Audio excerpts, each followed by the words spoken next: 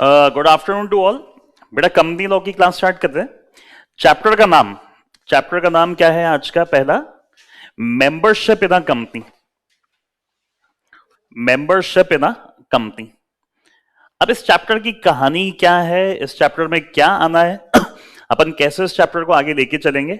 आप सब जानते हैं कि अपने पढ़ाने का तरीका यहाँ पे क्या है। पहले पूरे चैप्टर का एक कंप्लीट ओवरव्यू करवाऊंगा। अभी ओवरव्यू करवाने के बाद मैं पढ़ाऊंगा, आप घर जाके पढ़ोगे। 100% आपको याद भी होगी चीज और समझ में भी आएगी। कंसेप्चुअल काम करना है, रट्टाफिकेशन नहीं करनी। दूसरी मेन बात, इस चैप्टर के 2-3 बड़े इंपॉर्टेंट टॉपिक्स है जो मैंने नोट्स में ऐड नहीं करे। मॉड्यूल खोलोगे तो अराउंड 5 से 6 पेज के टॉपिक हैं। जिंदगी में कभी 5 से 6 पेज आपको याद नहीं होने। आप बाद में कहोगे सर शॉर्ट में इसकी समरी लिखो, इसलिए मैंने वो टॉपिक यहां डाला ही नहीं है, वो मैं आपको राइटिंग में अलग से लिखवाऊंगा। टॉपिक का नाम है सिग्निफिकेंट बेनिफिशियल ओनर। एक रिसेंट अमेंडमेंट आया था, उस अमेंडमेंट के चलते ये टॉपिक ऐड हुआ था सेबी की वजह से, तो मैंने वो पूरा टॉपिक इस पे से हटा दिया। पढ़ भी लोगे फिर भी कहोगे याद नहीं हो रहा है, सच्चा इसमें दो ही मत ना, अपन राइटिंग में कर लेंगे वो। और जैसे अपन हैंड रिटन करेंगे ना उसको, बेटा हैंड रिटन करते ही आपको याद हो जाएगा। तो अब ये कहानी है क्या? Membership in a company. एक सिंपल सा टॉपिक है, बहुत सिंपल टॉपिक है। लास्ट चैप्टर जो अपन ने किया था उससे कनेक्टेड है। मेंबरशिप। पहला सवाल, मेंबर और शेयर होल्डर में फर्क क्या होता है? अगर आइडिया हो तो बताएं। मेंबर वो होता है, पहला आंसर है मेंबर वो होता है। जैसे मेरा पहला क्वेश्चन क्या था कि what is the difference between member and second is share holder. पहला आंसर यह आया कि सर मेंबर वो होता है जिसका नाम कंपनी के रजिस्टर ऑफ मेंबर में होता है। ठीक है। शेयर होल्डर कौन होता है? वो ओनर होते हैं। तो मेंबर कौन होते हैं? मेंबर भी तो ओनर ही होते हैं। मुकेश अंबानी को क्या कहोगे? इन दोनों में से बताओ ना। हो गए कंफ्यूज? बेटा सब जना जवाब दोगे ना तो मजा आएगा, सुनने से काम नहीं होगा। शेयर होल्डर, मेंबर नहीं कहोगे उसको। शेयर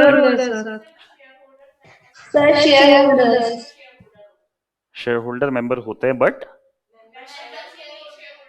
सही कह रहे हो आप एकदम। सोचो वापस से। अच्छा मेरे पास वोडाफोन आइडिया के अभी 25,300 शेयर पड़े हैं। ये कह रही मजाक कर रहे हो आप?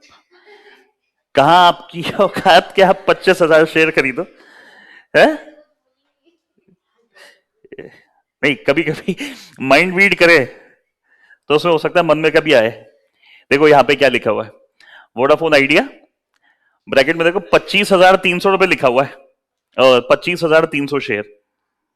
अब कहने का मतलब ये मेरे पास आज वोडाफोन आइडिया के 25,300 शेयर है। मैं कौन हूं? मैं ओनर हूं।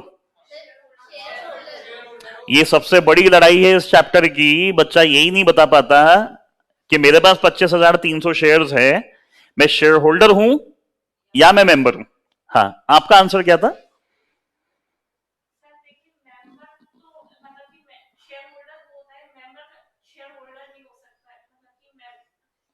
हो गए कंफ्यूज? मेरे को तो कुछ आइडिया नहीं है, मैं तो कंप्लीटली ब्लैंक हूं, मेरे को कुछ आइडिया नहीं है। आप लोग अपना ज्ञान दोगे क्योंकि दोनों टर्म्स आप लोगों ने पढ़ी हुई। अरे ये तो मेंबर है, अरे ये तो शेयर होल्डर है, आप बताओ अंतर क्या है दोनों में। पूरा चैप्टर करे बाद भी अगर आप किसी से पूछोगे ना, वो इसी तरीके से डील करता है जैसे आप स्टार्ट में कहते हो। हाँ सर, शेयर होल्डर कंपनी के शेयर है ना, उनके ओनर होते हैं जो कंपनी के शेयर, और मेंबर जो रजिस्टर्ड होते हैं। हो गए कंफ्यूज? आपको एक चीज याद दिलाता हूं, उम्मीद है याद आनी चाहिए। आपने एक टर्म पढ़ा था कभी, beneficial owner, sorry beneficial owner. आज के टाइम में कंपनी शेयर्स फिजिकली देती है, इलेक्ट्रॉनिकली देती है? आज के टाइम में बेटा डीमेट फॉर्म में शेयर्स आते हैं, शेयर्स इन डीमेट फॉर्म।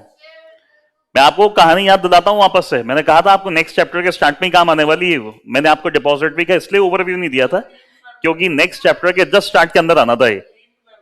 अब याद आ रही है चीजें, अब याद आ रही है चीजें। कंपनी अपने शेयर्स कौन से फॉर्म में देती है आज भी? अरे अपने शेयर्स कौन से फॉर्म में देती है? In physical form too. अब सर सवाल आ रहा है मन में, मैं नहीं जानती डिपॉजिटरी क्या होता है। डिपॉजिटरी इज एन ऑर्गेनाइजेशन जो आपके फिजिकल शेयर्स को इलेक्ट्रॉनिक मीडिया में कन्वर्ट कर देते हैं। मीडिया नहीं, इलेक्ट्रॉनिक कन्वर्ट कर देती है। सामने देखें, आपके फिजिकल शेयर्स को हमने किस में कन्वर्ट कर दिया? इनटू, हम कौन हुए? डिपॉजिटरी। सर इंडिया में कितनी डिपॉजिटरीज है? कितनी है? आज तक करंटली 2 है, NSDL और सेकंड सीड। सर 2 क्यों है? तीसरी आप लोग खोलोगे। करोड़ों की कैपिटल चाहिए, सालों का एक्सपीरियंस चाहिए। थर्ड आप लोग कोई खोल लो तो बात अलग, बट प्रैक्टिकली इंडिया में अभी तक 2 ही है। कंपनी ने शेयर फिजिकल फॉर्म में इश्यू करे डिपॉजिटरी को। Depository is an company, is an organisation जिसका मेन मोटिव क्या है? To convert the physical shares into electronic. अच्छा, डिपॉजिटरी क्या करती है? इसकी एजेंट कौन है? Depository participant. अब डीपी कौन होता है? It's an agent of depository. मैंने आपको इसका एग्जांपल भी बताया था, एक बैंक वाला, याद होगा। बैंक ऑफ इंडिया की मेन ब्रांच कहां है? मुंबई में। मेन ऑफिस कहां है? मुंबई में। All over India bank of India खुले हुए। तो आप ये कह सकते हैं mainly bank of India operate करता है मुंबई से, बट ऑल ओवर इंडिया उन्होंने अपने एजेंट्स अपॉइंट करे हुए। एजेंट्स मतलब जगह जगह ब्रांचेस ओपन करी हुई। तो इंडिया में डिपॉजिटरी 2 है। अभी ऑल ओवर इंडिया कैसे काम करे?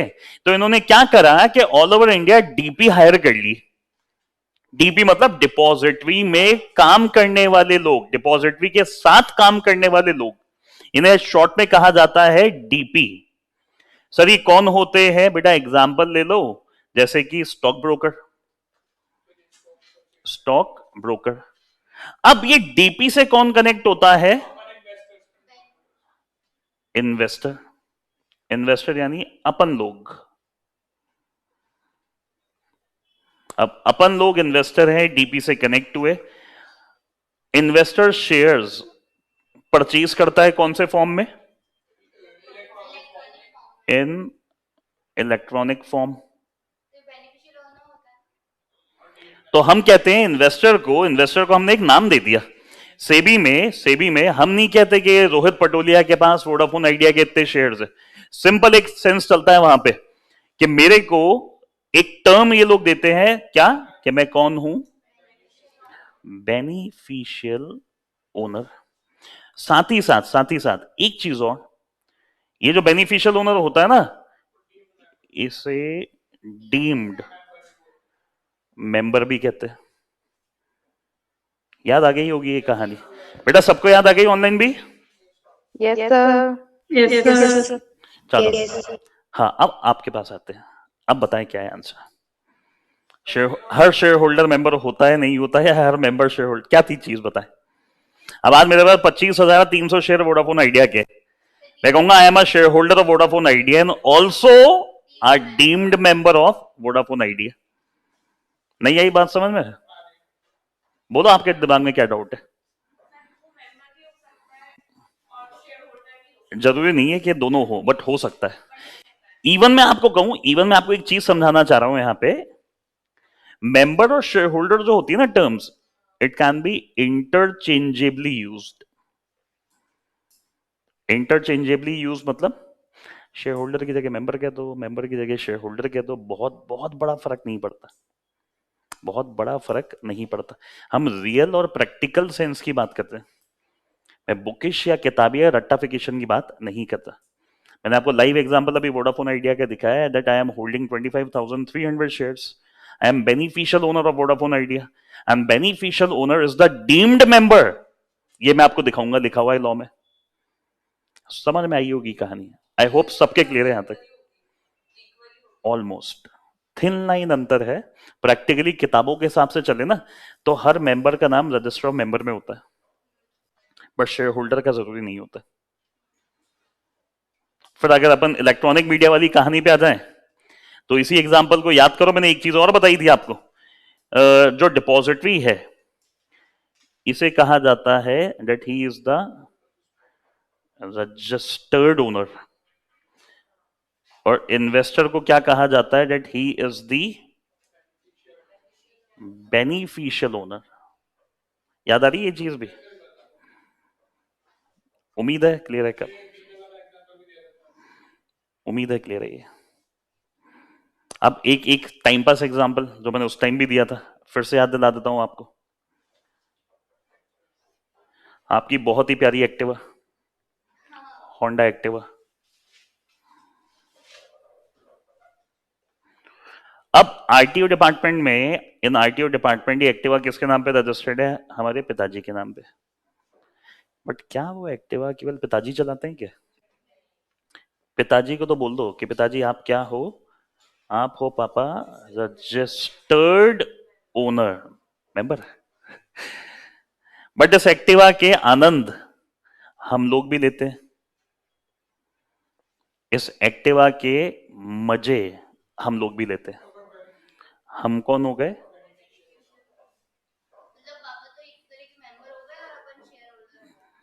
चला तो हम भी रहे ना। अब आप एक ठंडे दिमाग से मेरी बात समझो।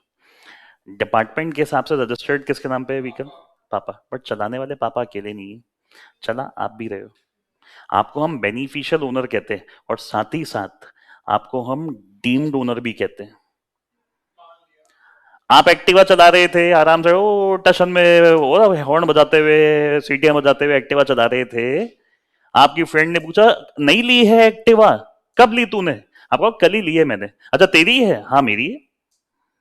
ईमानदारी से बताओ कभी कहा नहीं मेरी नहीं है, मेरी नहीं, मैं तो चला रही हूं, मेरे पापा की है। किस किसने कभी ऐसा कहा होगा? नहीं नहीं नहीं, एक्टिवा चला मैं रही हूं है नहीं, बट मेरे पापा के नाम पे रजिस्टर, मेरी नहीं है। ये कहा है, ये कहा है, सिंपल का है मेरी, मेरी है। समझ में आ रही है कहानी? तो आप अपने फ्रेंड्स के सामने भी झूठ बोलते हो, मतलब कि आपकी है, मतलब कि आपकी नहीं है, आप तो उसके डीम्ड ओनर बन रहे हो। रियल ओनर तो पिताजी है आपके। अब रिलेट कर लो कंसेप्ट को। अब डिपार्टमेंट में पापा का नाम लिखा हुआ है बट चला आप रहे हो सकता है आपके नाम पे अगर पापा सीधे ही व्हीकल दिला देते, अगर आपके नाम पे सीधे ही पापा व्हीकल दिला देते तो आरटीओ में भी आपका नाम होता और यहां पे भी आप ही का नाम होता। आई होप ये चीज समझ में आ गई सबके। डन है यहां तक? ये याद आ रही है? कोई डाउट लग रहा है मुझे बताओ। हाँ डाउट है बट थोड़ा सा समझ में नहीं आ रहा कैसे पूछो। आराम से पूछो, चिल मार के। हाँ हाँ,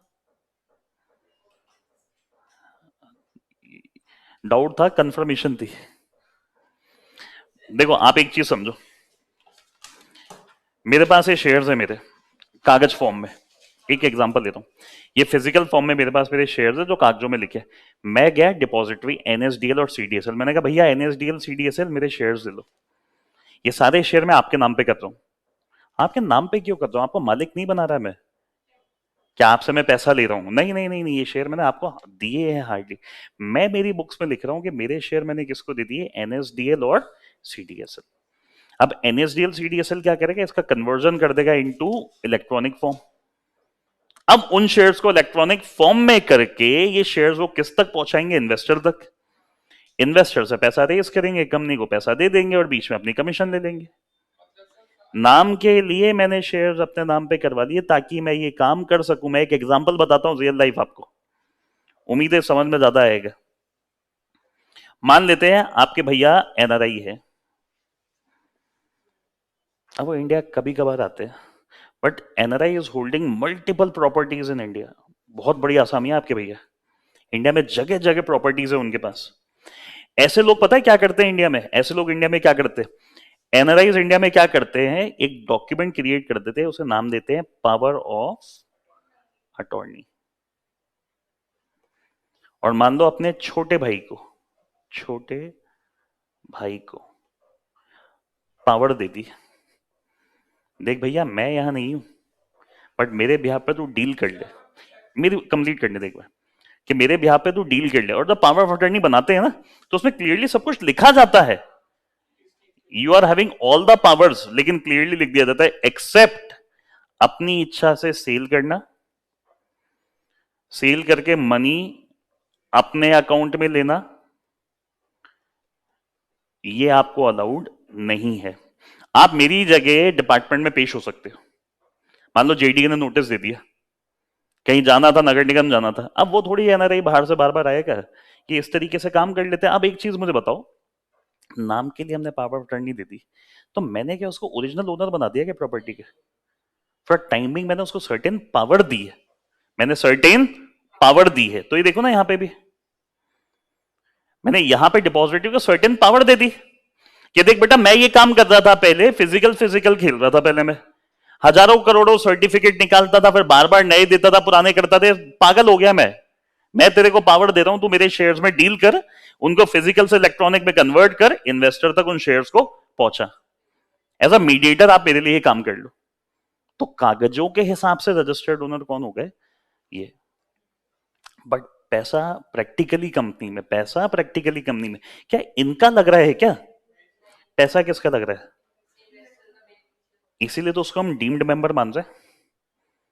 बेटा डीम्ड मेंबर की एग्जैक्ट मीनिंग बताऊं, आप मानते हो तो ठीक, नहीं तो मानना पड़ेगा। नहीं समझे? फॉर एग्जाम्पल मैडम कह रही है मुझे लग रहा है आप सीए नहीं हो, मैंने कहा आपको लग रहा है तो ठीक, नहीं भी लग रहा तो मान जाओ मैं सीए हूं। कह रहे आपकी ना तो पर्सनैलिटी सीए वाली है, ना आपका बात करने का तरीका सीए वाला, ना आपके पास के नॉलेज। मैं तो सवाल कर रही हूँ आईसीएआई से कि कैसे इस इंसान को सीए बना दिया। मैंने एक लाइन कही हार्डली, बेटा आपके मानने नहीं मानने से कोई फर्क नहीं पड़ना, इंस्टीट्यूट के रिकॉर्ड में मेरा नाम एज अ चार्टर्ड अकाउंटेंट लिखा हुआ है, मान रहे हो? नहीं मानना तो पड़ेगा।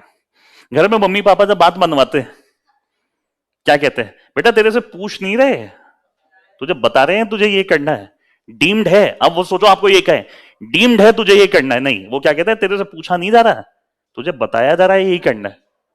ये है ये कंसेप्ट। अब सबसे पहली चीज, कंसेप्ट क्लियर हो गया मेंबर शेयर होल्डर का थोड़ा बहुत क्या फर्क होता है? अच्छा, अब चलो थोड़ा आगे। अब सवाल मन में और आ रहे हैं, सर मेंबर कौन कौन बन सकता है? आपको इतना मजा आ जाएगा चैप्टर करने में, जब आप इसको आप थरली एक बार रीड कर लोगे ना, रीड करे बाद जब अपन इसको क्लास में डिटेल में पढ़ेंगे, चैलेंज है मेरा, आपको याद हो जाएगी कहानी, आपको इतना आसान लगेगा चैप्टर की। Who may become a member, नाम दे रहा हूं थोड़े से, है ना। पहला माइनर, सेकंड पार्टनरशिप फर्म, कुछ याद आ रही बात है? तीसरा ये भी याद आना चाहिए, HUF। चौथा नाम बता रहा हूं, ये नाम नहीं सुने होंगे आप लोगों ने पहले, ट्रेड यूनियन। क्लियर? लिखा हुआ समझ में आ रहा है? मतलब आपके एक्सप्रेशन से लगा नहीं समझ में आ रहा है, और क्लियर कर देता हूं थोड़ा। कैपिटल में फिर भी सही आती है राइटिंग, पोनी, बताऊंगा अभी सारे नाम लिख रहा हूं हार्डली। इंसॉल्वेंट, ऑफिशियल असाइनी, और अगर बात करें कंपनी, और बात करनी है कितनी करोगे, एक और लिख लो, एनपीओ। अब आप जब ये चैप्टर पढ़ोगे डिटेल में तो आपको ये सारे नाम उसमें लिखे हुए मिलेंगे, माइनर बन सकता है नहीं, ये सब बन सकते हैं नहीं। अब मैं जल्दी जल्दी से बताता हूं आपको, याद करो याद करो, याद आनी चाहिए बात, माइनर मेंबर नहीं बन सकता। Reason reason reason behind this, क्यों नहीं बन सकता, एक मिनट। हाँ, रीजन बिहाइंड दिस क्यों नहीं बन सकता, he is incompetent to enter into a contract. Below 18 है ना, माइनर है, बट उसके नेचुरल गार्जियन के थ्रू बन सकता है, प्रोवाइडेड एक कंडीशन थी, शेयर्स क्या होने चाहिए,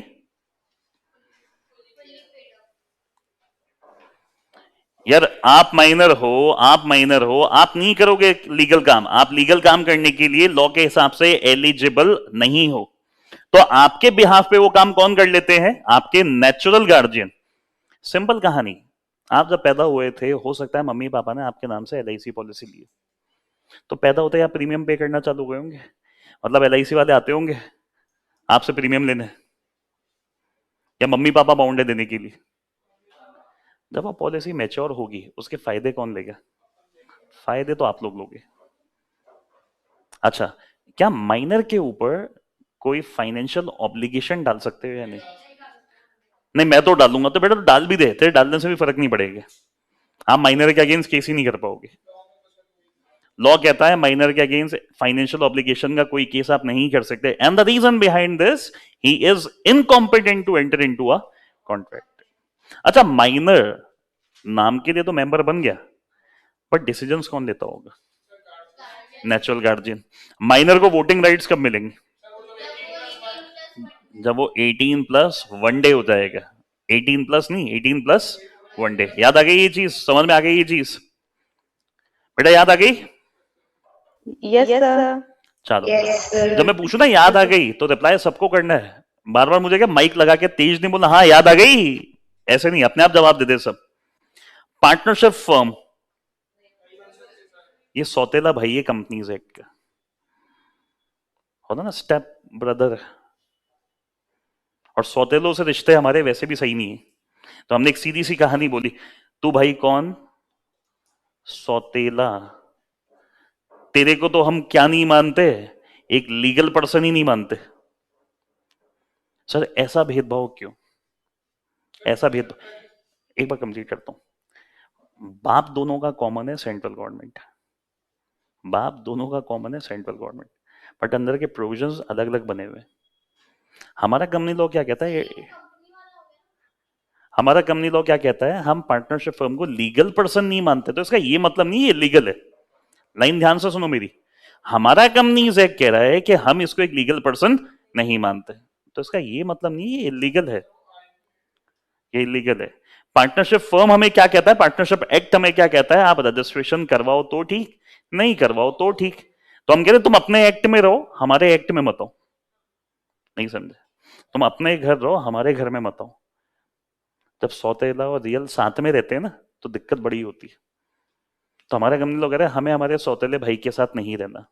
नहीं रहना मतलब हम पार्टनरशिप फर्म को अलाउ नहीं करते हैं एक कंपनी का मेंबर बनना।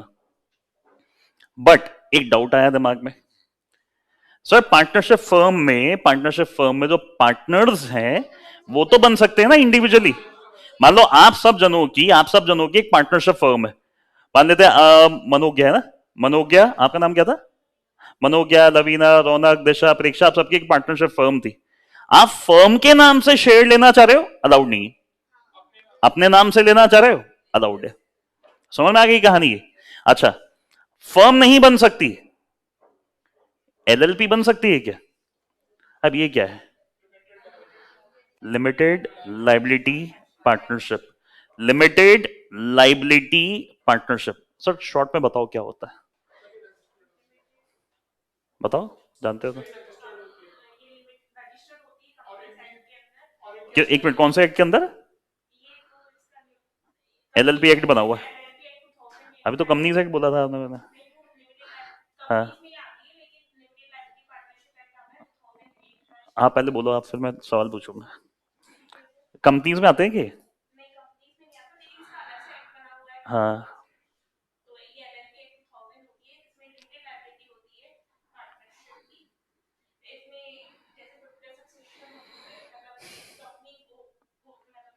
मतलब जैसे कंपनी के फीचर्स होते हैं वैसे मिलते जुलते होते हैं, बट लाइबिलिटी लिमिटेड होती है। अच्छा, हाँ, सेम। घर में मिक्सर काम में लिए कभी? हाँ, घर में कभी मिक्सर काम में लिया है कुछ बनाने के लिए? Yes sir. हम्म, चलो मैंने भी लिया है। मैंने क्या किया, इस मिक्सर में डाल दिया कंपनीज एक्ट, इस मिक्सर में मैंने डाल दिया पार्टनरशिप एक्ट, फिर उसको ग्राइंड करा, 1 2 3 चलाए गए, इसको चलाए गए, अब ये आया फाइनल आउटपुट। फाइनल आउटपुट क्या आ गया यार? मेरे जो स्टूडेंट है ना वो ऐसे ही समझाते हैं। अब आप सोचो आपसे कोई इंटरव्यू में पूछे एलएलपी क्या होता है, आप उसको जवाब दे रहे हैं। आपने कभी मिक्सर चलाया है? मिक्सर में हम एलएलपी डाल देते, हम पार्टनरशिप एक्ट डाल देते हैं और कंपनी से वो आपको वही गेट दिखा देगा जहां से आए थे। ये एक सिंपल लॉजिक है समझने के लिए। कभी एग्जामिनर को या अपने मित्रगण को, अपने दोस्तों को समझाओ, वो बात अलग है। प्रोफेशनली कभी इस तरीके से मैं समझाना इंटरव्यू में, अगर वो एकदम लॉजिकल लोग होंगे ना तो आपका सेंस समझ जाएंगे। अदरवाइज वो सेंस नहीं समझे। हमने कहा तेरे से हमें जूस नहीं बनवाना है, यहाँ पे सब्जियां नहीं बनवानी हमें यहाँ पे। रीजन क्या है? कंपनीज के भी कुछ फीचर्स होते हैं, अपने पार्टनरशिप के भी फीचर्स होते हैं। हमने कहा दोनों को मिला के एक कर लो। तो आप ये कह सकते हो इनके मम्मी पापा तो हो गए कंपनीज एक्ट और पार्टनरशिप एक्ट, इनका बेटा कौन हो गया?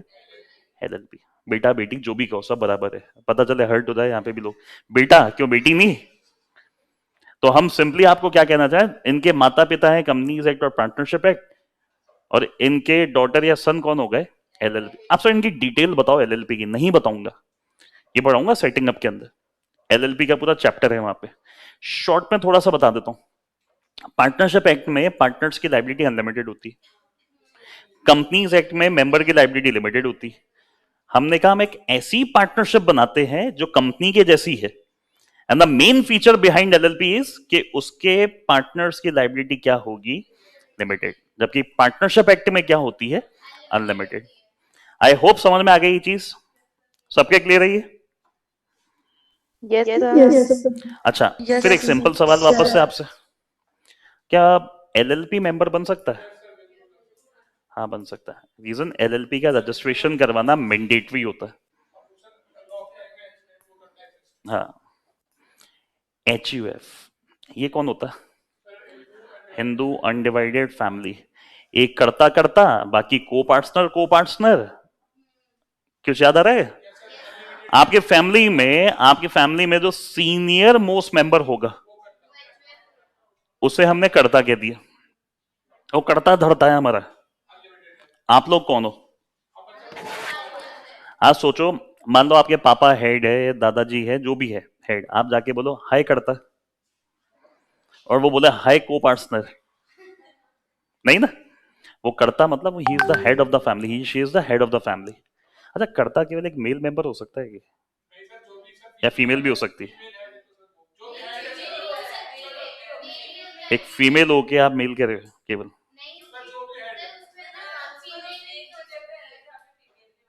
कौन सी वो एक जगह है?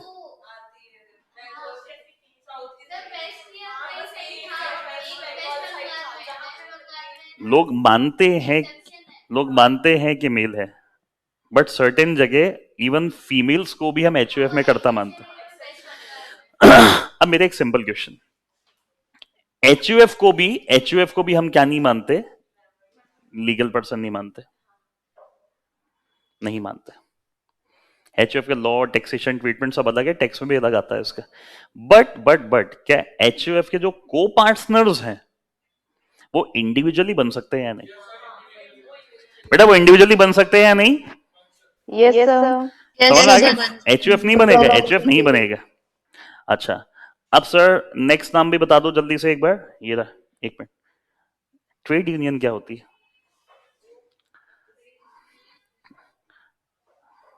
कभी मूवी टीवी में कभी देखा है किसी पर्टिकुलर बिजनेस एसोसिएशन की मीटिंग है, टेक्सटाइल एसोसिएशन है, एम्प्लॉय की भी यूनियन होती है, एम्प्लॉय यूनियन। अब ये क्या होता है बेटा, ये भी रजिस्टर्ड होता है अंडर ट्रेड यूनियन एक्ट, और हर वो चीज जिसका रजिस्ट्रेशन मैंडेटरी और जो रजिस्टर्ड है कैन बिकम अ मेंबर। नहीं समझे? हमने एक बिजनेस यूनियन बना दी, ट्रेड मतलब बिजनेस हो गया, हमने एक बिजनेस यूनियन बना दी जिसमें आप सब जने वहां के मेंबर थे, आप सबसे मैंने थोड़ा थोड़ा पैसा ले रखा है। यूनियन चलेगी कैसे? उस पैसे को मैंने किसी कंपनी के शेयर्स में इन्वेस्ट कर दिया। अलाउड है? यस अलाउड है। रीजन समझ में आ गई कहानी है? अब आ गया नया नाम, ये पौनी पौनी क्या है? बताया, नाम सुना होगा कभी जिंदगी अपने जीवन काल में? नहीं सुना? ये नाम सुना है कभी? हाँ मेरे को बहुत ज्यादा फंड्स की रिक्वायरमेंट है। रौनक प्लीज मुझे 1000 रुपए दे दो। ये दे देगी। बिग पर्सन, बिग पर्सनैलिटी है। मैंने कहा रौनक मुझे 1000 रुपए चाहिए। किसने कहा? मैंने। उल्टा कर दो एक बार नाम पहले। 1000 रुपए मेरे को चाहिए। मैंने अप्रोच करा रौनक को। मैंने मुझे 1000 रुपए दे दो, मैं आपको अपनी घड़ी गिरवी। सर इसने कहा सर ये तो लोकल लग रही है। वो फर्स्ट कॉपी नहीं आती स्नैपडील इन सब पे? हाँ ये भी कह रही फर्स्ट कॉपी। ओरिजिनल है, ओरिजिनल है। मैंने कहा मेरी वॉच आप गिरवी रख लो। वॉच, इसने कहा सर ये तो मूवेबल प्रॉपर्टी है। ये तो मूवेबल प्रॉपर्टी है। ये मैंने आपके पास क्या रखवा दी? गिरवी। मॉर्गेज मत बोल, प्लेज बोल। प्लेज। मैंने आपके पास क्या रखवा दी? गिरवी। जो गिरवी रखवा रहा है वो कौन? पॉनर। अब आपके पास गिरवी रखवाया, आप कौन? अब मुझे जल्दी से एक चीज बता दो, और प्लीज है ना बेटा ऑनलाइन भी रिप्लाई जल्दी जल्दी करना, समझे? क्या पॉनी ओनर है क्या मेरी वॉच का? क्या बस इनके पोजीशन में है? रियल ओनर कौन है? फंडा समझ में आ गया होगा ये। अच्छा, मैंने मेरे शेयर्स गिरवी रखवा दिए। शेयर्स भी मूवेबल प्रॉपर्टी होती है। आपके पास गिरवी रखवा दी तो आप कौन हुए? पौनी। नहीं नहीं नहीं नहीं मान सकते। आप कौन हुए? पौनी। मैं कौन हुआ? पौनर। मेरा सिंपल क्वेश्चन ये, क्या पौनी मेंबर बन सकता है क्या? नहीं, जनरली नहीं बन सकता। कब बन सकता है? अगर मान लो मैं आपका पैसा नहीं चुका रहा और आपने वो शेयर अपने नाम पे करवा लिए। समझ में आ गई कहानी? पौनर पौनी टर्म समझ में आ गया बेटा सबके? Yes sir. इसकी हिंदी मुझे एग्जैक्टली याद नहीं। गिरवी करता, गिरवी रहता, कुछ ऐसा कहते हैं इसको हिंदी में। लॉजिक से करो। पौनर, ओनर। पौनी यानी जिसके पास रखा है। डन। चलो अगला कौन है? इंसॉल्वेंट, दिवालिया। सवाल ध्यान से सुनो मेरा, बहुत ध्यान से सुनो। शब्दों का हेर फेर है हार्डली, है ना? शब्द ध्यान से नहीं सुने तो आंसर नहीं आएगा। मैं आपसे ये सवाल कर रहा हूं, क्या इंसॉल्वेंट इंसान मेंबर रह सकता है क्या? सवाल ध्यान से सुनो। मैं ये नहीं पूछ रहा बन सकता है क्या। मैं ये नहीं पूछ रहा बन सकता है क्या। मैं आपसे क्या सवाल कर रहा हूं, क्या इंसॉल्वेंट व्यक्ति मेंबर रह सकता है क्या कंपनी का? यस और नो? मेंबर तो ऑलरेडी है, वो पहले से है मेंबर। हाँ हाँ, यस सर। ये भी है। बांटो बांटो, ज्ञान बांटो। अरे फिर वही बात, नहीं हो सकता नहीं। मेरा सवाल ये, रह सकता है क्या? रह सकता है। आप सवाल ही नहीं सुन रहे। मैंने कहा हो सकता है नहीं, रह सकता है क्या। फिर बोल रहा हूं सवाल आपने समझा नहीं मेरा। मैं आपसे ये नहीं पूछ रहा इंसॉल्वेंट बन सकता है क्या। एक इंसॉल्वेंट इंसान मेंबर रह सकता है क्या, मतलब मेंबर तो पहले से है, मेंबर बनने के बाद वो इंसॉल्वेंट हो गया, रह सकता है।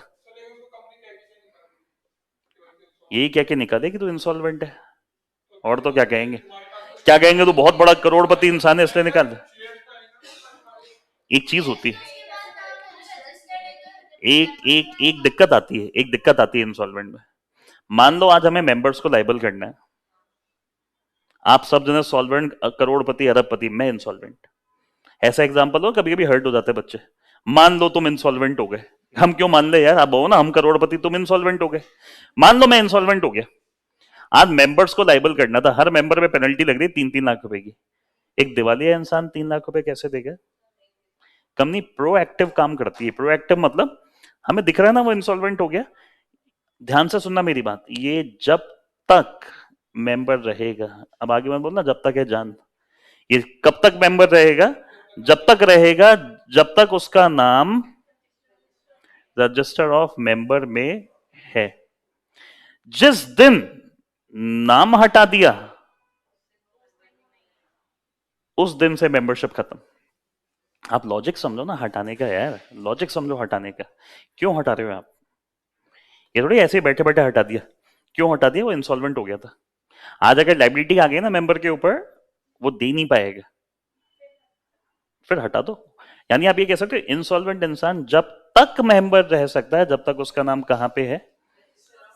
और कॉमन सेंस की बात, इंसॉल्वेंट इंसान को हम मेंबर तो बनाएंगे ही नहीं, जब पैसा ही नहीं है तो बनाओगे कैसे? समझ में आई कहानी? चलो अच्छा, ये कौन होता है? हाँ, नाम तो सुना होगा, बताओ। वो इसके बिहाफ पे ही काम करता है, इंसॉल्वेंट के बिहाफ पे। बताइए तो दी टर्म मैंने आपको एक बार। एक इंसान इंसॉल्वेंट हो गया, कोर्ट से उसका एक ऑफिशियल असाइनी अपॉइंट होता है, वो सारे राइट्स डील करेगा मेंबर के। बहुत ध्यान से सुनो, मैं इंसॉल्वेंट हुआ, कोर्ट में मेरे कागजात लगे, कोर्ट ने डिक्लेयर कर दिया कि मैं इंसॉल्वेंट हूं, और मेरा क्या पॉइंट कर दिया एक। अब ऑफिशियल असाइनी क्या करेगा? मेरे असेट्स को सेल आउट करेगा, लाइबिलिटीज का पेमेंट करवाएगा। तो आप ये मान लो, इसे मान लिया जाता जैसे यही मेंबर है। तो मेंबर के जो भी राइट्स होंगे ना, वो कौन एक्सरसाइज करेगा? Official assignee. I hope you all get the term के ऑफिशियल असाइनी का मतलब क्या होता है। क्लियर है ऑफिशियल असाइनी का मतलब? हाँ सर। माना यस जाएगा, yes, माना जाएगा, माना जाएगा। अब आ जाओ सबसे मेन बात पे। एक मिनट, हाँ, अब आ जाओ सबसे मेन बात पे। क्या एक कंपनी दूसरी कंपनी की मेंबर बन सकती है या नहीं? नहीं बन सकती। आपका जवाब ऐसा था, मेरा पेन छूट गया हाथ से। शेयर कैपिटल से बाहर आ जा, शेयर कैपिटल वाले चैप्टर से बाहर आ जाओ। ये बन मतलब वहां पढ़ा था सकती कि है। जनरली बन सकता है या नहीं बन सकता? आपको एग्जाम्पल तक बताया था यार, तुम्हारी याददाश्त बड़ी कमजोर है।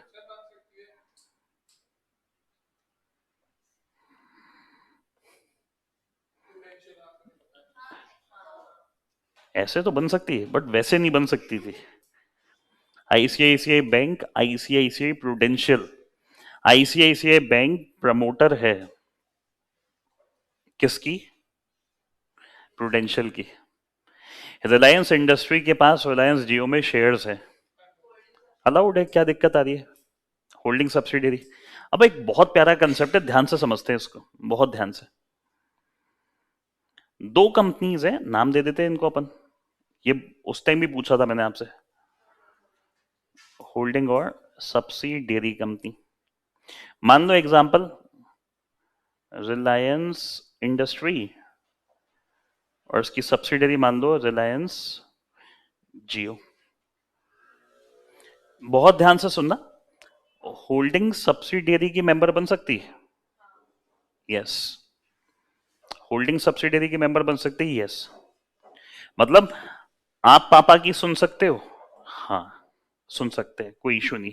अब ध्यान से ये सुनो, क्या सब्सिडियरी कंपनी होल्डिंग के मेंबर बन सकती है? नहीं। मतलब मैं एज अ सब्सिडियरी कंपनी मेरी होल्डिंग कंपनी का मेंबर हूं और वहां जाके वोट कर रहा हूं? नहीं, ऐसा नहीं होता, ऐसा नहीं होता। आप पापा की सुनोगे, पापा आपकी सुने, ऐसा नहीं होता। बट सर हमने देखा है कभी कभी सुन लेते हैं, अगर हमको सही कह रहे हैं तो। अब मेरी बहुत ध्यान से बात सुनो, जो सामने लिख रहा हूं ना, ये दिमाग में बैठ गया ना, तो आपको लैंग्वेज में भी दिक्कत नहीं आएगी। एक मिनट,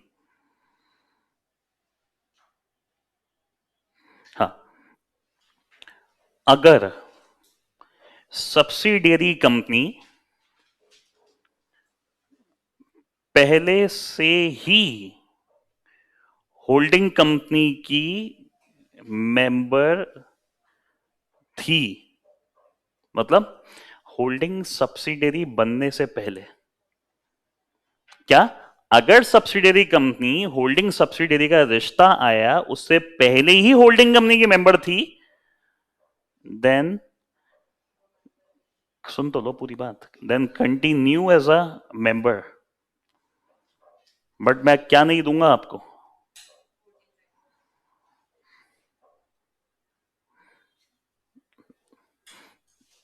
होल्डिंग सब्सिडरी का रिलेशन आज आया, मान लेते हैं कब, 27 दिसंबर 2021 इन दोनों कंपनीज में।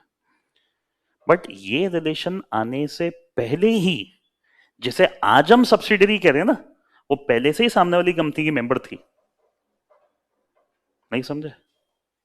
कभी ऐसा सुना, अच्छा तुम एक दूसरे को पहले से जानते हो? नहीं सुनी हो मूवीज में, टीवी सीरियल में?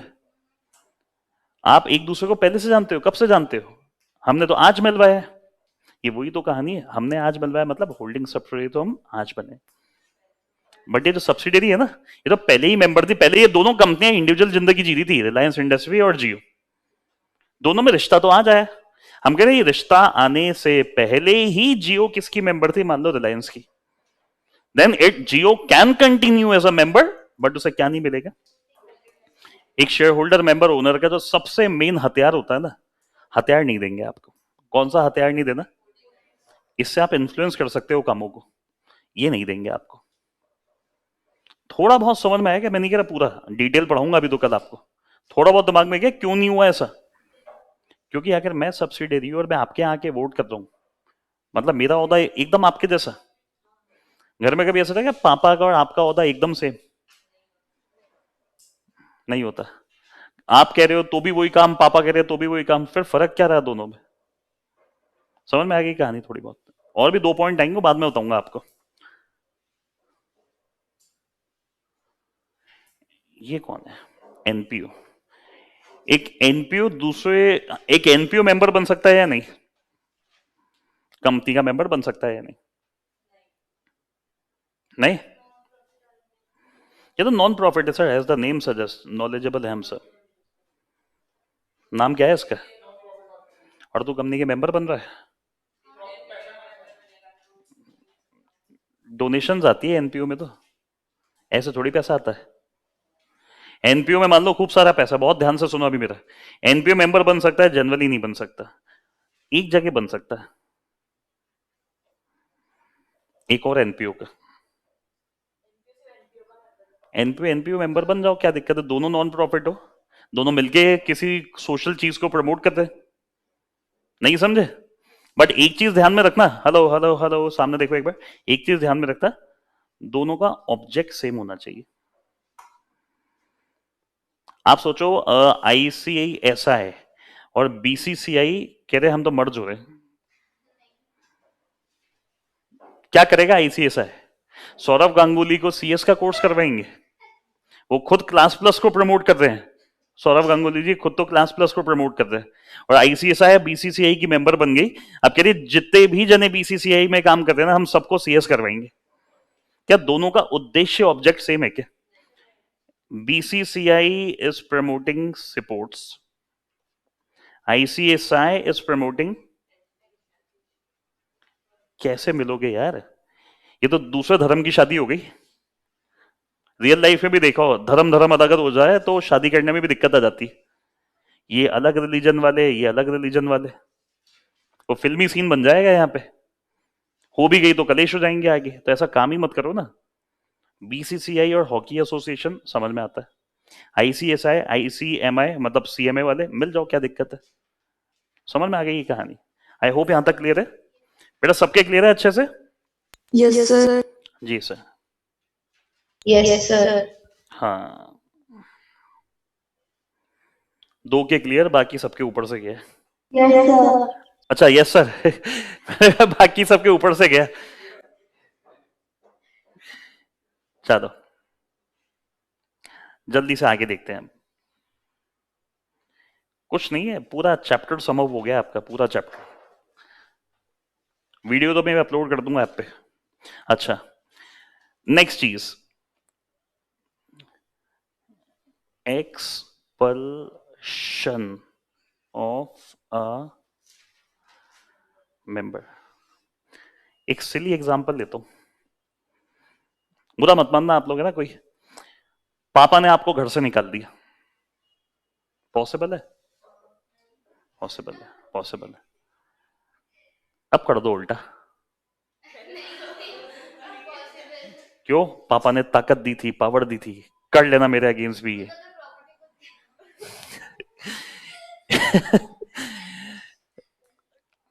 यहाँ हमारे यहाँ रियल लाइफ एग्जांपल आ गया कुछ प्रॉपर्टी से रिलेटेड। पापा वैसे भी देखो प्रॉपर्टी मेरी है, सच आज ही कर दो। बट मैंने देखा है जनरली जीते जी कोई नहीं करता, जीते जी कोई नहीं करता। तो आप ये कह सकते हो मेंबर्स अपॉइंट करते हैं किसको? चलाने वालों को। किसको? डायरेक्टर्स को। क्या डायरेक्टर्स मेंबर्स को एक्सपेल कर सकते हैं क्या? एक्सपेल मतलब निकाल सकते हैं क्या?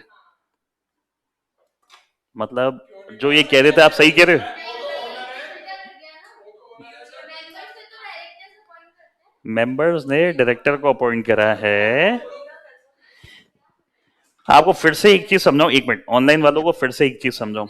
If you all can participate ना, तो जिंदगी में कभी नहीं सोओगे, चाहे मेरा टाइम 2 बजे हो, 2:30 बजे हो, लंच टाइम हो, कोई भी हो। बट अगर केवल मेरे को सुन रहे हो ना, तो आपकी आवाज अपने आप ढीली हो जाएगी। पार्टिसिपेट करो। मैं तो कह रहा हूं ऑनलाइन रहते रहते भी आप फील दोगे आप सामने बैठे हो। यार बेटा मैं एक हद तक देखो इस चीज को होता था बार बार प्रमोट करूंगा, आप जवाब दो जवाब दो, अगर आप नहीं दोगे मैं ध्यान नहीं दूंगा इतना, है ना। पार्टिसिपेट करो आप लोग अच्छे से। चलो जल्दी से मुझे बताओ। हाँ हो सकता है कभी नहीं हुई थी, कभी नहीं हुई थी। पहला वाला भी मैंने ही पढ़ाया था। नहीं। अच्छा एक एग्जांपल लूं, लाइव, एक लाइव एग्जांपल लूं। मैं या टीचर्स को लगा सकता हूं, वो आए बाद मुझे हटा सकते हैं। नहीं समझ में आई बात मेरी? No sir. समझ में आ रही है ये चीज? अच्छा चलो चलो, मैंने एक नियम बना देते हैं, मैं मेरे इंस्टीट्यूट में एक नियम बना देता हूं कि मेरे जो फैकल्टीज है ना वो मुझे हटा सकते हैं। मैं दे रहा हूं उनको ये पावर, हटा सकते हैं। अब बताओ, if you stuck with law और हार्डली हिंदी कर रहे हो ना, तो कभी कंसेप्चुअल नहीं समझ में आएगा आपके। हाँ बताए, मैंने तो पावर दे दी, नियम बना दिया, फैकल्टी हटा सकते हैं मुझे। नहीं हटा सकते सर। नहीं? No sir. क्यों? अभी तो आप कह रहे पावर दे दी तो हटा दो। आप हुए ही नहीं, मैंने कर दिया। आप कंफ्यूज हुए ही नहीं, मैंने कर दिया। हाँ पावर तो दे दी।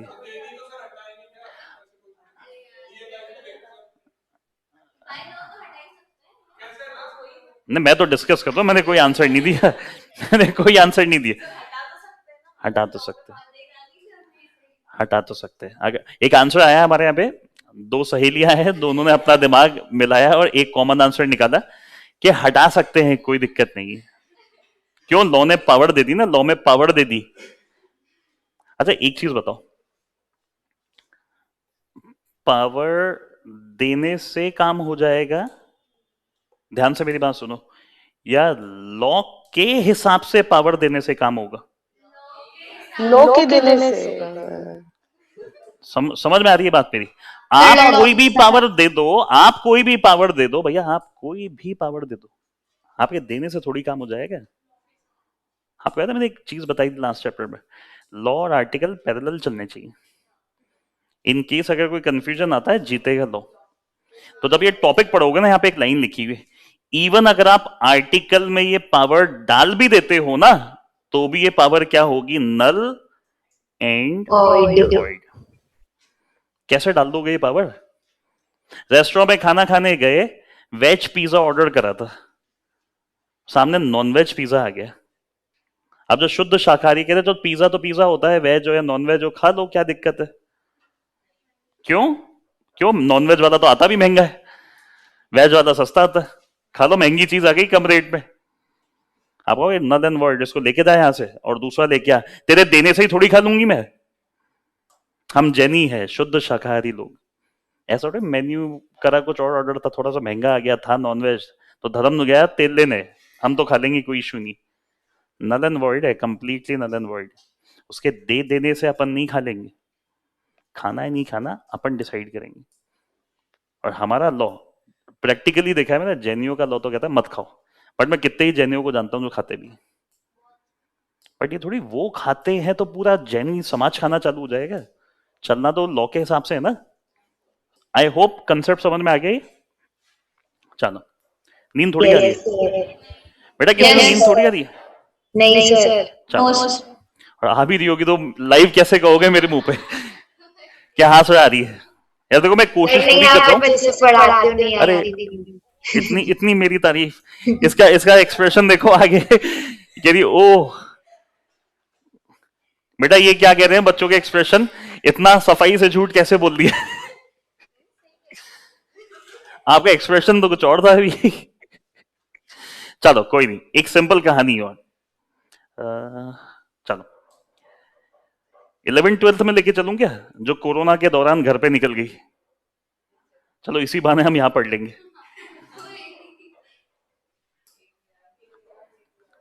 बिजनेस शायद मैनेजमेंट में कहीं था ये आपके, एडीआर जेडी, मैं समझ सकता हूं। मैंने आप लाइन क्या बोली, मैं आपको 11th-12th में लेके चलता हूं, वैसे भी कोरोना में निकल गई तो मैं ले चलता हूं ना थोड़ा सा आपको। नाम सुना है कभी, नाम सुना है क्या कभी, मैं तो ये पूछ रहा हूं आपसे। ADR GDR, American depository receipt. अच्छा ये था सिलेबस पे, पता नहीं वो मैंने दिया नहीं, फिर तो आता होगा आपको, बोल के फंस गई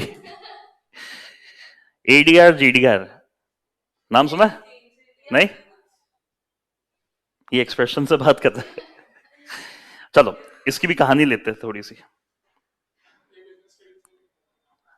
मेरे टाइम तो था, तुम्हारा टाइम क्या कोरोना आ गया?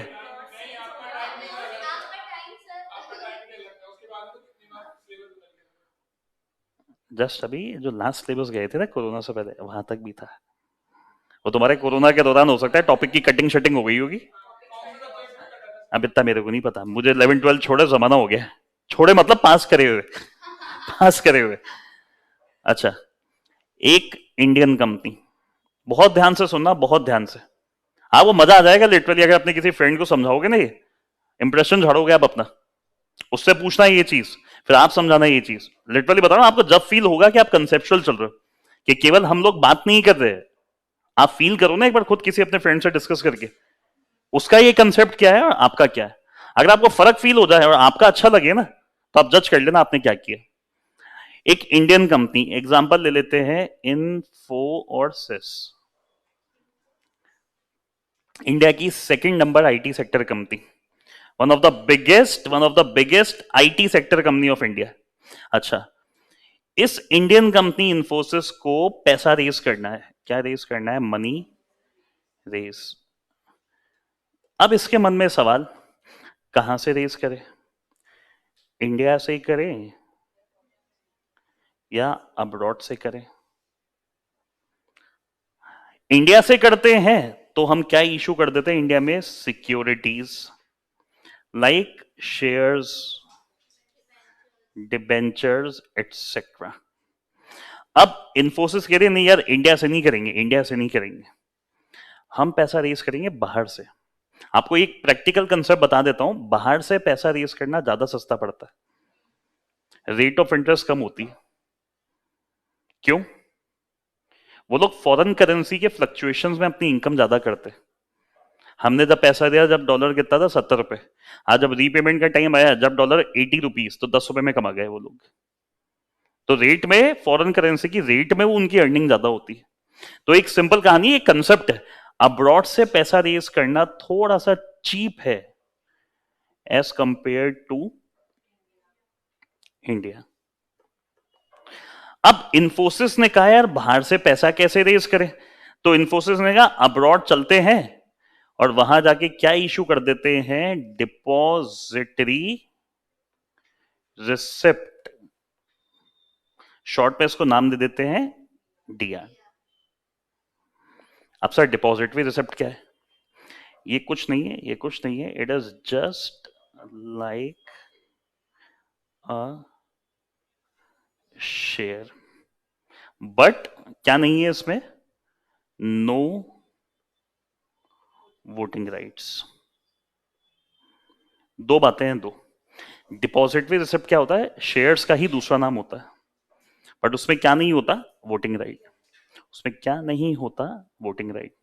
कभी कभी अपन बड़े बड़े होटल्स में जाते हैं खाना खाने, 5 स्टार में, वहां डिश का नाम बड़ा अजीब सा होता है, और जब अरे ये था क्या, ये आप उनका कभी नीचे नाम पढ़ना और जब मंगाते हो अरे ये तो सिंपल था, ये तो 30 रुपए में अपन घर में कॉफी बना लेते हैं ऐसी, और उससे ज्यादा बेहतर बनती। वो नाम अजीब कर देते हैं, चीज वही होती है जो अपन खाते हैं। अब आप 5 स्टार 7 स्टार में जाओ खाना खाने, उनको बोलो मलाई कोफ्ता लाओ, उनके मेन्यू में ही नहीं होती, आप चेक कर लो। मैंने जयपुर में जितने भी मैंने सब जगह चेक किया, मलाई कोफ्ता नाम से सब्जी कहीं नहीं है, बट उसके जैसी सब्जी है, वो नाम कुछ और दे देते हैं उसका। नहीं समझा आप मेरी बात? डीआर और शेयर में एग्जैक्टली इतना फर्क नहीं है कोई। DR is just like shares, but उसमें क्या नहीं होता, वोटिंग राइट। एक सबसे मेन हथियार जो होता है ना, वो नहीं है। सर फिर एक सवाल आता है मन में, वो लेंगे ही क्यों? अभी तो बताया था फॉरेन करेंसी के फ्लक्चुएशन में कमाना है उनको, उनके पास इतना टाइम नहीं है तुम्हारी कंपनी में आके वोटिंग करने का। उन्हें नहीं चाहिए वोटिंग, उन्हें नहीं चाहिए वोटिंग।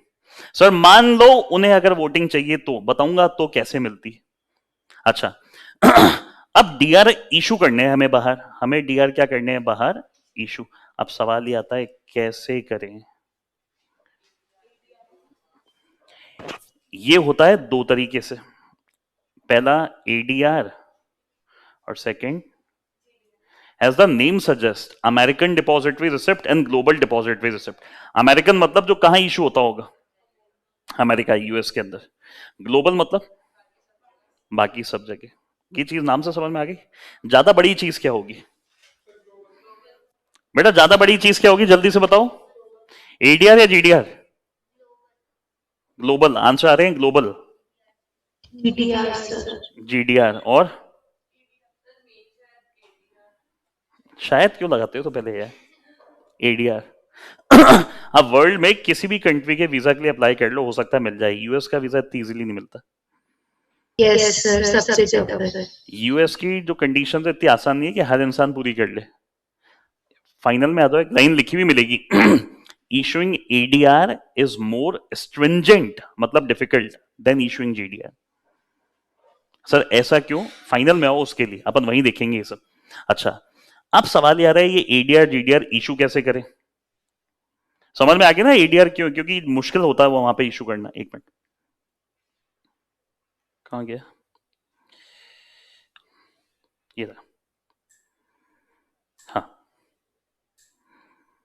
अब इशू कैसे करना है जल्दी से एक बार देख लो, बस ये लास्ट है, फ्री हो इसके बाद। इन्फोसिस ने क्या करा, शेयर्स मान लेते हैं बाहर, इनको 10,000 डीआर इशू करने हैं। कितने इशू करने हैं? 10,000। इन्होंने क्या करा, एक मिनट,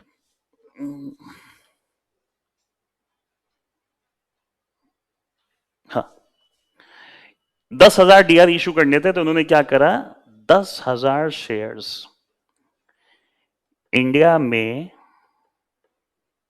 डिपॉजिट कर दिए, जमा करवा दिए इंडिया में। अब सर जिसके पास जमा करवाए, जिसके पास जमा करवाए, बहुत ध्यान से नाम सुनना, जिसके पास इन्होंने जमा करवाए उसे हमने नाम दे दिया डोमेस्टिक मतलब India, and they are holding the custody of the shares, तो उन्हें हमने नाम दे दिया डोमेस्टिक कस्टोडियन। डिपॉजिटरी सिस्टम में पढ़ोगे ये नाम लिखा हुआ। वापस सुनो, मुझे बाहर क्या इशू करने थे, 10,000 डीआर डीआर डीआर। मैंने क्या करा, उसके बराबर 10,000 शेयर पहले कहां जमा करवा दिए, डोमेस्टिक कस्टोडियन। कस्टोडियन क्या करेगा, he has the custody of the shares, कि मेरे पास वहां जमा हो चुके। अब इन्फोसिस कहां चली गई, अब्रॉड। अब्रॉड जाके इन्होंने क्या करा, अपॉइंट करा किसको, अब्रॉड जाते ही डोमेस्टिक को हमने कह दिया ओवरसीज, और नाम दे दिया डिपॉजिटरी, जो हम इंडिया में कहते हैं ओवरसीज डिपॉजिटरी। अभी ओवरसीज डिपॉजिटरी क्या करेगी, ये इशू करेंगे डीआर, किसको, टू फॉरेन इन्वेस्टर्स। अब ये है मेन पॉइंट, ध्यान से सुनना मेरी बात। हमने कहां जमा करवाए थे, जमा करवा के हम तो उड़ गए कहां, इन्फोसिस, अब्रॉड, सॉरी अब्रॉड जाके हमने किसको अपॉइंट कर लिया, वो क्या इशू करेंगे, डीआर। अपने इंडिया में भी तो ये लोग ही करते हैं, तो वहां पे भी होंगे कोई ना कोई। अच्छा ये किसको इशू कर रहे हैं, टू द फॉरेन इन्वेस्टर। अब प्रैक्टिकल कंसेप्ट, ये जो दोनों है ना, ये प्रैक्टिकली सेम कंपनी होती है, जिसकी इंडिया में भी ब्रांच है और अब्रॉड भी काम करते हैं। जैसे आप मान लो state bank of India, India में भी, इंडिया के बाहर भी है। बैंक ऑफ बड़ौदा इंडिया में भी, इंडिया के बाहर भी है। सर किसी कंपनी का नाम बताओ। मॉर्गन स्टैनली, आप गूगल करना कभी करो तो, अगर मॉर्गन स्टैनली इंडिया लिमिटेड है और मॉर्गन स्टैनली बाहर भी है। अब मॉर्गन स्टैनली बाहर ये शेयर्स इशू करने का काम करते हैं, तो इंडिया में भी है, इंडिया के बाहर भी है। सेम रखने का फायदा क्या है? मैनेज करना आसान हो जाता है, मैनेज करना आसान हो जाता है। अब फॉर एग्जांपल आज इंडिया में मेरे एसबीआई में पैसा पड़ा हुआ है, मैं बाहर जाके भी तो एसबीआई की ब्रांच से निकाल सकता हूँ पैसा, 100% निकाल सकता हूँ। एक बार दुबई गया था तो बैंक ऑफ बड़ौदा दुबई में भी है। मान लो मेरे वाइफ का अकाउंट बैंक ऑफ बड़ौदा में है, अब मैंने उसके बैंक ऑफ बड़ौदा के अकाउंट से वहां पैसा निकालना है, निकाल सकता हूं या नहीं? निकाल लो, सेम ही तो बैंक है। मैनेज करना नहीं आसान हो गया थोड़ा? तो प्रैक्टिकली दोनों सेम होते हैं। अब सवाल क्या है, सवाल क्या है, ओवरसीज डिपॉजिटरी क्या कह रही है? हम उन शेयर्स के बिहाफ पे जो आपने इंडिया में जमा करवाए थे ना हमारे कस्टोडियन के पास, हम अब्रॉड क्या इशू कर देते हैं उसके बिहाफ पे? डीआर। समझ में आई बात मेरी? मेन सवाल, मेन सवाल, क्या डीआर होल्डर कंपनी के मेंबर्स होते हैं या नहीं? ध्यान से इसको देखो डायग्राम को, अगर कुछ समझ में आया होगा तो आंसर सही आएगा। क्या डिपॉजिटरी रिसिप्ट होल्डर मतलब ये फॉरेन इन्वेस्टर कंपनी के मेंबर है या नहीं? मेंबर है या नहीं? नहीं है सर। नहीं है, नहीं है। क्यों? एक तो वोटिंग राइट्स भी नहीं है, एक तो बाहर आप कर रहे हो, शेयर्स के जैसा है, लाइन नहीं सुनी आपने ध्यान से, शेयर्स के जैसा है, शेयर्स नहीं है। अच्छा सर सर सर मेरी तो इच्छा है क्या, मेरे जो डीआर है ना इनको मैंने शेयर्स में कन्वर्ट करवा लिया, हो जाते हैं कन्वर्ट, आप पढ़ोगे हो जाते हैं कन्वर्ट, शेयर्स में कन्वर्ट करवा लेते हैं, अब मेंबर बन सकते हो। मान लो मैं फॉरेन इन्वेस्टर था, पहले मेरे पास क्या थे? डीआर, मैंने वो डीआर दे दिए और क्या ले लिए? शेयर्स। क्या अब मेंबर बन सकता हूं या नहीं? हाँ या ना? बहुत ध्यान से सुनो, बी लॉजिकल है ना, जल्दबाजी में मत जवाब दो, ठंडे दिमाग से सोच के जवाब दो।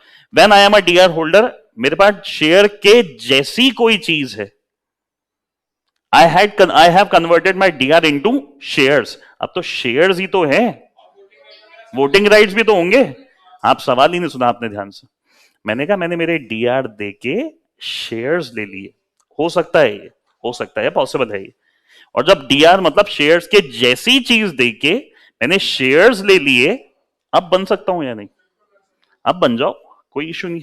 जनरली डीआर होल्डर मेंबर नहीं होता, बट वो कब बन सकता है? जब वो डीआर को किस पे कन्वर्ट करवा ले। एक सिंपल सवाल है इसका, आप अब्रॉड गए, आपके पास डॉलर पड़े, इंडिया आ गए, आज आप इंडिया आते ही एक मिनरल वाटर की आपने पानी की बोतल खरीदी है, मिनरल वाटर की एक बोतल खरीदी, आपके पास आईएनआर नहीं है, वो जो आपने मुझे दिए थे डॉलर थोड़ी दिए थे, दे भी देते तो मैं तो ले लेता, कोई इशू नहीं है।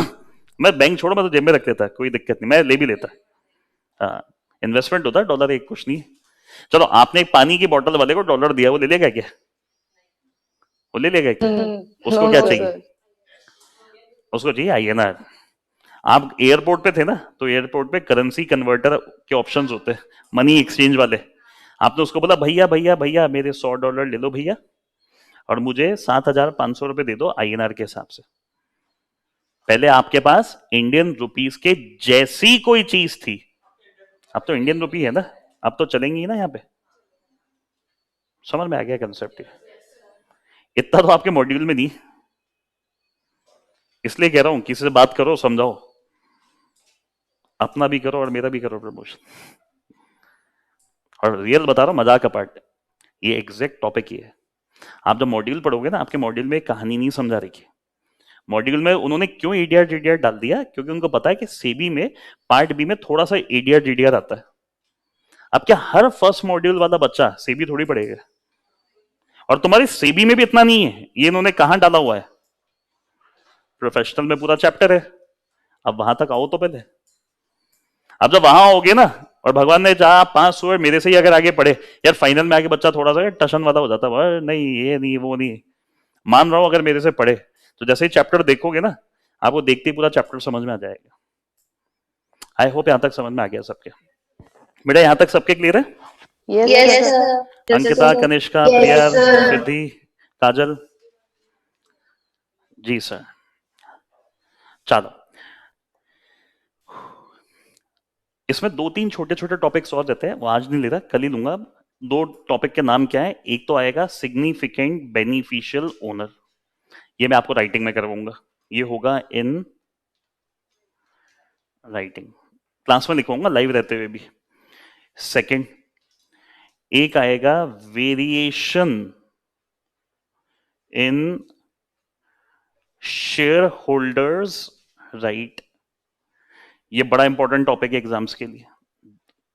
इतनी बार नहीं आया, केवल एक ही बार आया 2013, उसके बाद कभी बीच में कभी एक बार आया था, और बड़े काम का टॉपिक है ये। बाकी है, ये है सेक्शन नंबर 48 आपका। तो ये दो टॉपिक्स का मुझे थोड़ा सा बेसिक्स और समझाना है। कल 5-10 मिनट्स में थोड़ा सा इनका बेसिक समझा के चैप्टर को डिटेल में ले लेंगे। जिसने मेरी कहानी सुन ली ध्यान से, अगर मेरी ये चीजें सुनी है, ये चैप्टर इतना सिंपल बन जाएगा, 2 क्लासों में कंप्लीट हो जाएगा। कल से 2 क्लास से बिना ओवरव्यू के चलोगे ना तो कम से कम 5 क्लासें चाहिए। डिटेल्ड ओवरव्यू के बाद अब ये चैप्टर टेक्निकली अगर आप सही से पढ़ लो ना, थोड़ा सा जो मैं काम दे रहा हूं, 2 दिन के अंदर पूरा कंप्लीट आपका चैप्टर कंप्लीट हो जाना है, एक टॉपिक में लाके। इवन ये राइटिंग में लिखवाऊंगा आपको, फिर भी हो जाएगा। क्योंकि बेटा थोड़ा बहुत अब मैं आपको पढ़ने के लिए भी दूंगा। अगर आप कुछ थोड़ा बहुत घर पे नहीं पढ़ोगे ना तो सिलेबस नहीं कंप्लीट होंगे कभी भी। अब ये जो चीजें समझाइए इसी से रिलेटेड तो पढ़ने के लिए दे रहा हूं आपको, तो ये आपको पढ़ना पड़ेगा आज, ठीक है ना? चलो बाकी फिर कल मिलते हैं मॉर्निंग में same time. Thank you. Thank you, sir. Thank you, sir. हाँ।